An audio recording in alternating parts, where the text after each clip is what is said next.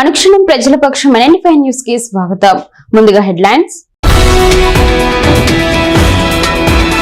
ప్రభుత్వ విధానపరమైన అంశాలన్నిటికీ జనగణన గణాంకాలే పునాది. జిల్లా కలెక్టర్ నిశాంత్ కుమార్.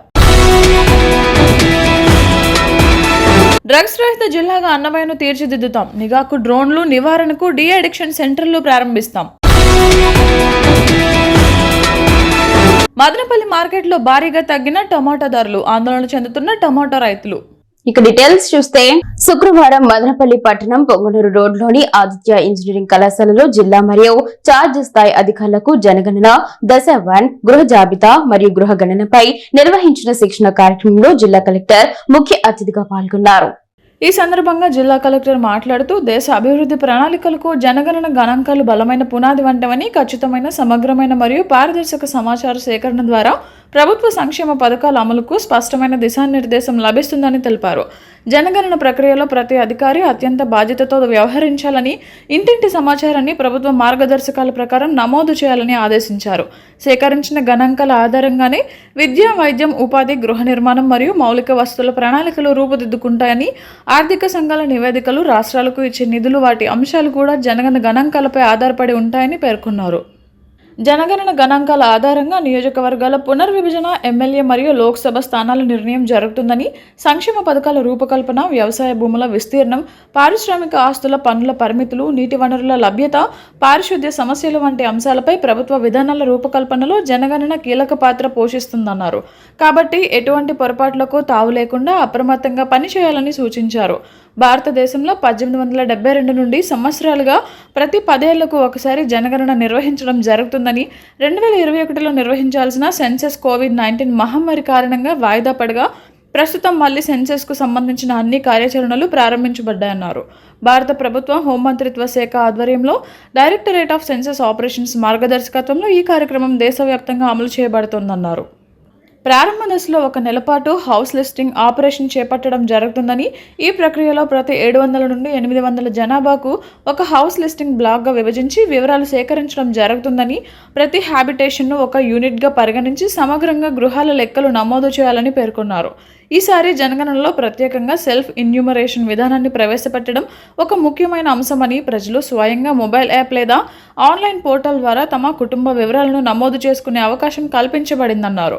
ఈ శిక్షణ కార్యక్రమంలో Madanapalle sub collector Challa Kalyani, DRO Madhusudan Rao, Rayachoti మరియు Piler RDO Srinivas, AD surveyor Bharat Kumar, DPO Radhamma, GSWS శాఖ అధికారి లక్ష్మీపతి, అన్ని మండలాల తహసీల్దార్లు, ఎంపీడీఓలు, మున్సిపల్ కమిషనర్లు తదితరులు పాల్గొన్నారు. అన్నమయ్య జిల్లాలో మాదక ద్రవ్యాల మహమ్మారిని పూర్తిగా నిర్మూలించడమే లక్ష్యంగా పోలీస్, రెవెన్యూ, విద్య మరియు ఆరోగ్య శాఖలో సమన్వయంతో పనిచేయాలని జిల్లా కలెక్టర్ నిశాంత్ కుమార్, జిల్లా ఎస్పీ ధీరజ్ గారు ఆదేశించారు. శుక్రవారం మదనపల్లి కలెక్టరేట్లోని వీడియో కాన్ఫరెన్స్ హాల్లో నిర్వహించిన జిల్లా స్థాయి నార్కోటిక్స్ కోఆర్డినేషన్ కమిటీ సమావేశంలో వారు కీలక నిర్ణయాలు తీసుకున్నారు. గంజాయి సాగు, రవాణా మరియు వినియోగంపై నిఘా ఉంచేందుకు అత్యాధునిక డ్రోన్ టెక్నాలజీని వాడుతున్నట్లు ఎస్పీ వివరించారు. బస్టాండ్లు, రైల్వే స్టేషన్ల వంటి రద్దీ ప్రాంతాల్లో శిక్షణ పొందిన స్నిఫర్ డాగ్స్తో నిరంతరం తనిఖీలు చేపట్టాలని నిర్ణయించారు. విద్యార్థుల భవిష్యత్తును చిదిమేస్తున్న కూల్ లిప్ వంటి నికోటిన్ పదార్థాల విక్రయాల పట్ల అప్రమత్తంగా ఉండాలని, పాఠశాలలు, కళాశాలల సమీపంలో వీటిని విక్రయించే వారిపై కఠిన చర్యలు తీసుకోవాలని విద్యాశాఖ అధికారులను కలెక్టర్ ఆదేశించారు. మాదక ద్రవ్యాలకు బానిసలైన వారికి పునరావాసం కల్పించేందుకు ఎన్జీఓల సహకారంతో మదనపల్లిలో వెంటనే డి అడిక్షన్ కేంద్రాన్ని ఏర్పాటు చేయాలని జిల్లా వైద్య ఆరోగ్య శాఖాధికారులను ఆదేశించారు.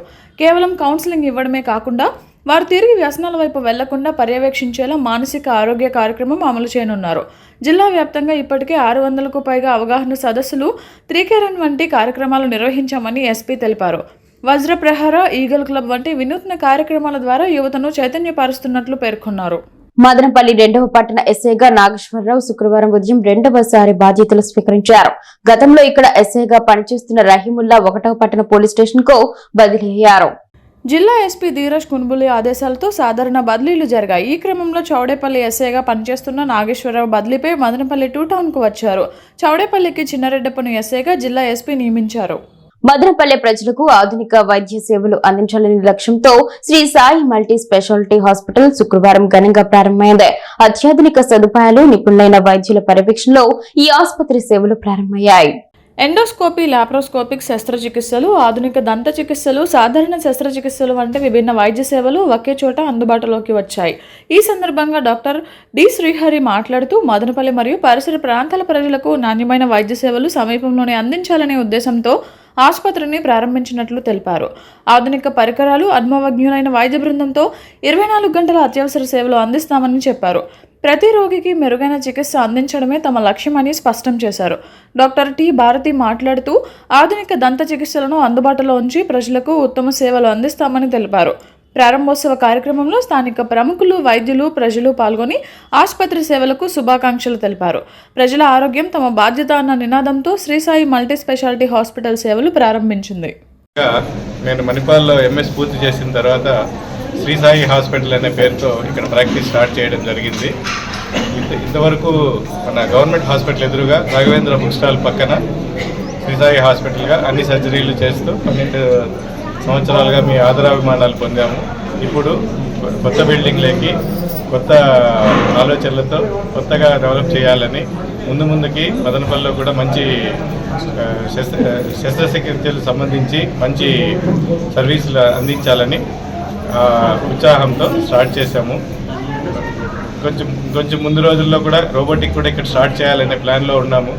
మీ అందరి సహకారాలు లభిస్తాయని ఆశిస్తున్నాను. సార్, మదనపల్లిలో ఇప్పుడు చాలా ఉన్నాయి కదా సార్, మనం స్పెషల్గా మనం స్పెషల్గా మేము చాలా వరకు అన్ని కాంప్లికేటెడ్ కేసెస్ అన్ని టేకప్ చేస్తున్నాము. అందులో ముఖ్యంగా లాప్రోస్కోపిక్ అంటే కీహోల్ ఆపరేషన్లు, అన్ని రకాల కీహోల్ ఆపరేషన్లు చేయబడతాయి. స్వయంగా నేను అన్ని రకాల కీహోల్ ఆపరేషన్లను ట్రైన్ అయ్యి ఉన్నాను. కాబట్టి మీకు ఎటువంటి laparoscopic, advanced laparoscopic and cancer సంబంధిత ఆపరేషన్లు కూడా చేయబడతాయి. సో అలాగే అందరికీ తెలిసిందే షుగర్ సంబంధిత వ్యాధి, కాళ్ళకి సంబంధించినవి, వీటన్నిటికీ కూడా ముందు ఎప్పటి నుంచినో ట్రీట్మెంట్ అడ్వాన్స్డ్గా ఇస్తున్నాము. అదే కంటిన్యూ చేస్తున్నాము. శ్రీ గురుభ్యో నమః. హరి ఓం. Sri Sai multi speciality hospital ఈ రోజు నుండి ప్రారంభమవుతోంది. ఈ ముందుగా 2 రోజుల నుండి కూడా ఇక్కడ దైవికంగా పూజలన్నీ కూడా జరుగుతున్నాయన్నమాట. ఈరోజు ముఖ్యంగా గణపతి పూజ, తర్వాత సత్యనారాయణ స్వామి వ్రతము, లక్ష్మీ పద్మావతి సమేత వెంకటేశ్వర స్వామి యొక్క పూజా కార్యక్రమం అంతా కూడా నిర్వహించడం జరిగిందనమాట. ఈ రోజు నుంచి కూడా ఈ హాస్పిటల్ ప్రారంభమవుతోంది. అందరికీ మంచి జరగాలని కోరుకుంటూ జై శ్రీరామ్.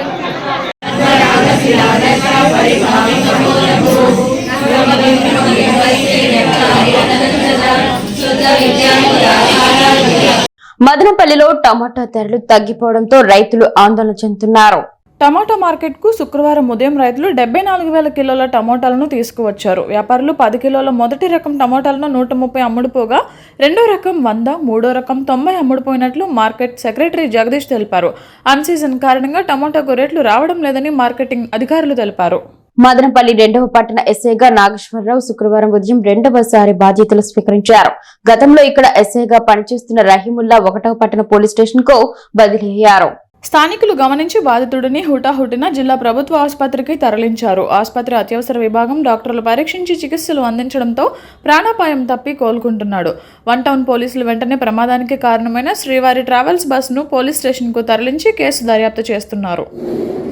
విశాలాంధ్ర సంచారక పుస్తకాలయాన్ని నేడు మదనపల్లి పట్టణంలో బీటీ కళాశాల వైస్ ప్రిన్సిపల్ రాఘవరెడ్డి చేతుల మీదుగా ప్రారంభించడం జరిగింది.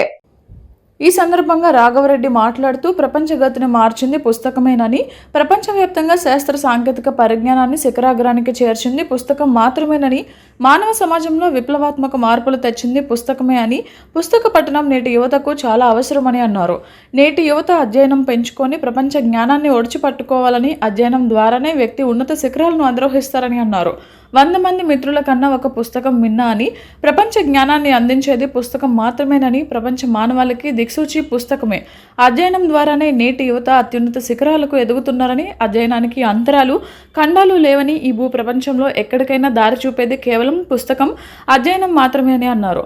నేటి యువత అధ్యయనాన్ని పెంపొందించుకొని ఒక మంచి సమాజ స్థాపనకు కృషి చేయాలన్నారు.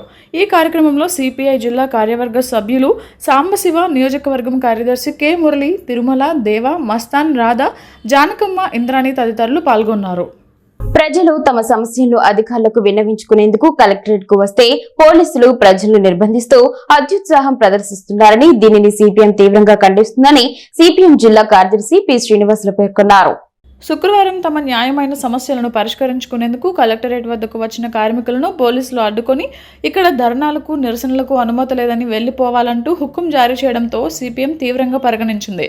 అనంతరం నిర్వహించిన విలేకరుల సమావేశంలో సిపిఎం జిల్లా కార్యదర్శి పి శ్రీనివాసులు మాట్లాడుతూ మదనపల్లి జిల్లా కేంద్రమైన తర్వాత పోలీసుల తీరు చాలా దారుణంగా ఉందని దుయ్యబట్టారు. భావ ప్రకటన స్వేచ్ఛ, నిరసన తెలిపే హక్కు భారత రాజ్యాంగం కల్పించిందన్నారు. ఈ హక్కులను ప్రజలు వినియోగించుకునే విధంగా వాటిని పరిరక్షించాల్సిన బాధ్యత పోలీసులపై ఉందన్నారు. మదనపల్లి పోలీసులు అత్యుత్సాహం ప్రదర్శిస్తూ ప్రజల గొంతును నొక్కుతున్నారని, దీన్ని సిపిఎం పార్టీ తీవ్రంగా ఖండిస్తున్నామన్నారు. సమస్యలు పరిష్కరించకుండా ప్రభుత్వం నిర్లక్ష్యం చేస్తుంటే కార్మికులు, ప్రజలు తమ సమస్యలను పరిష్కరించాలని నిరసనలు తెలియజేసేందుకు కలెక్టరేట్ కు వస్తుంటే పోలీసులు అనుమతి ఇవ్వకుండా నిర్బంధాలకు గురి చేయడం, కేసులు నమోదు చేస్తామని భయభ్రాంతులకు గురి చేస్తూ ప్రజల గొంతును నొక్కేయడం దుర్మార్గమన్నారు. ఇటీవల జిల్లాలో డ్రగ్స్ మాఫియా రెచ్చిపోతూ మద్యం సేవిస్తూ రోడ్లపై దారుణంగా కొట్టుకుంటున్నారన్నారు. గంజాయి అమ్మకాలు విపరీతంగా పెరిగిపోవడంతో యువత చెడు వ్యసనాలకు బానిసై దారుణాలకు ఒడిగడుతున్నారన్నారు. పోలీసులు వాటిపై దృష్టి సారించి గంజాయి మత్తు పదార్థాలు, డ్రగ్స్ అరికట్టాలని హితవు పలికారు. అంతేకాని ప్రజల గొంతు నొక్కే ప్రయత్నం చేస్తే మానవ హక్కుల కమిషన్కు వెళ్తామన్నారు. అన్ని ప్రజా సంఘాలను కూడగట్టి ప్రజలను ఐక్యం చేసి ఉద్యమం చేస్తామని హెచ్చరించారు. రక్షక భటులు ప్రజలకు రక్షణ కల్పించాలి కానీ అధికారులకు, నాయకులకు తొత్తులుగా వ్యవహరించకూడదని హితవు పలికారు. ఈ సమావేశంలో సిపిఎం నాయకులు రామాంజులు, హరిశర్మ, లోకేష్, ప్రభాకర్ రెడ్డి తదితరులు పాల్గొన్నారు. నిర్బంధం ప్రయోగించడం ఏంటి? కలెక్టర్ ఆఫీసులోకి జనం రావద్దని చెప్పి ఆపేయడం ఏంది? ఎంత దుర్మార్గం ఇది! దీన్ని మేము సిపిఎం పార్టీ తరఫున ఖండిస్తున్నాం. పోలీసులు అత్యుత్సాహం ప్రదర్శిస్తున్నారు. ఇది సరైంది కాదు. అవసరమైతే మీ మీద మానవ హక్కుల ఉల్లంఘనకి వెళ్లాల్సి వస్తుంది. ఎస్పీ గారు జోక్యం చేసుకొని ప్రజల సమస్యల్ని పరిష్కరించడానికి సంబంధిత అధికారులతో వాళ్ళు మాట్లాడడానికి స్వేచ్ఛాయుత వాతావరణాన్ని ఇక్కడ ఉండాలి. అట్లా లేనటువంటి పక్షంలో ఖచ్చితంగా సిపిఎం తరఫున ప్రజల్ని కూడగడతాం, ఉద్యమాలు ఉధృతం చేస్తాం, అవసరమైతే మదనపల్లిని కూడా దిగ్బంధనం చేస్తాం. మీరు ఆపగలుగుతారా? ఆపలేరు. కాబట్టి పోలీసులారా, మదనపల్లి సమీపంలో గల మీట్స్ డీమ్డ్ యూనివర్సిటీ నందు కంప్యూటర్ సైన్స్ అండ్ ఇంజనీరింగ్ విభాగం వారు జాతీయ స్థాయి సాంకేతిక సింపోజియం ఔరా 2K26 కార్యక్రమం నిర్వహించారు. ఈ కార్యక్రమానికి ముఖ్య అతిథిగా కోయంబత్తూరుకు చెందిన founder and CEO Sabarinathan Muthu, gateway software solutions private limited Chennai పాల్గొన్నారు. కార్యక్రమంలో ఆయన మాట్లాడుతూ ఆర్టిఫిషియల్ ఇంటెలిజెన్స్ అనేది కేవలం సాఫ్ట్వేర్ ఇంజనీర్లకే పరిమితమైన అంశం కాదని, ప్రతి వ్యక్తి రోజువారీ జీవితంలో వినియోగిస్తున్న స్మార్ట్ ఫోన్ యాప్ల నుంచి ఆరోగ్య, బ్యాంకింగ్, రవాణా సేవల వరకు ఏఐ ప్రభావం విస్తరించి ఉందని అన్నారు. కృత్రిమ మేధస్సును ఏ రంగంలోనైనా సమర్థవంతంగా వినియోగిస్తే ఆ రంగం యొక్క ఉత్పాదకత మరియు నాణ్యత రెట్టింపు అవుతాయని తెలిపారు. విద్య నుంచి వైద్యం, వ్యవసాయం నుంచి పరిశ్రమల వరకు ఇప్పుడు ఏఐ ప్రమేయం లేని రంగం దాదాపుగా లేదని అన్నారు. దేశవ్యాప్తంగా ఉన్న యువ సాంకేతిక విద్యార్థుల మధ్య సాంకేతిక ఆవిష్కరణలు, సహకార అభ్యాసం మరియు ఆలోచనల మార్పిడిని ప్రోత్సహించడమే ఈ కార్యక్రమం యొక్క ముఖ్య ఉద్దేశమని అన్నారు.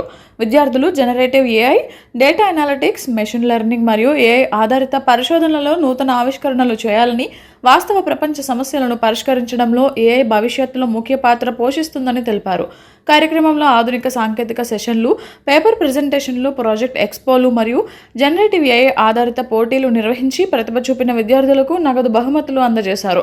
కార్యక్రమంలో register doctor D Pradeep Kumar, dean school of computing doctor Chandraprakash Gupta, విభాగాధిపతి doctor R Kalpana, coordinators doctor K Hemalatha, doctor Chokkanathan, P Raghuraman మరియు విద్యార్థులు పాల్గొన్నారు. అనుక్షణం ప్రజల పక్షం 95 న్యూస్ ఇంతటితో సమాప్తం. తిరిగి రేపటి బులెటిన్ లో మళ్ళీ కలుసుకుందాం. అంతవరకు సెలవు. నమస్కారం.